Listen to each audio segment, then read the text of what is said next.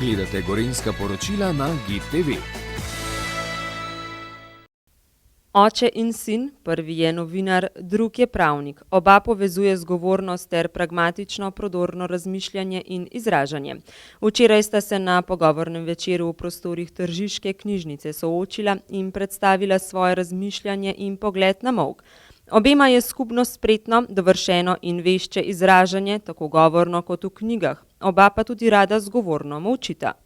Molka se razveselim vselej takrat, kadar imam to srečo, to radost in ta privilegij, da sem tako ali drugače povezan ali tako ali drugače v družbi z ljudmi, s katerimi se ne samo dobro razumem, ampak v družbi katerih se dobro počutim.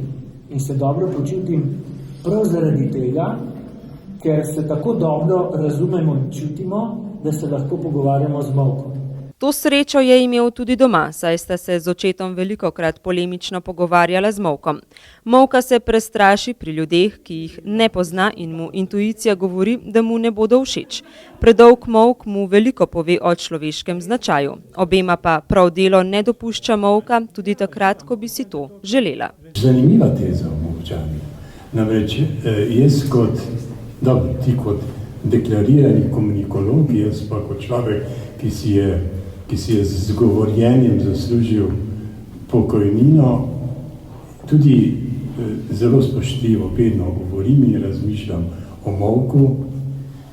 In že pred radijskim mikrofonom sem poskušal tehnike radijske prepričevati, ko so recimo montirali oddaje, navajeni so bili vse pavze pri sogovornikih odrezani, da bi sogovorniki govorili tekoče.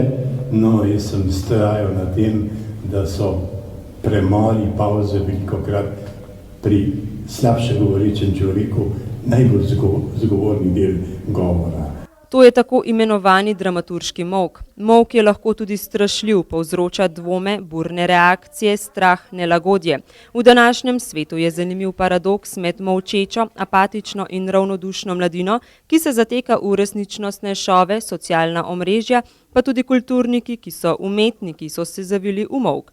Po drugi strani pa govorijo predvsem tisti, ki nimajo kaj zapovedati. Teržka izpostavljata, da ima družbeni molk popolnoma drugačno funkcijo kot v preteklosti, ko je molčečnost posameznika ali skupino pripeljala do nekega izbruha, eksplozije. In bo iz te eksplozije nastalo nekaj konstruktivnega.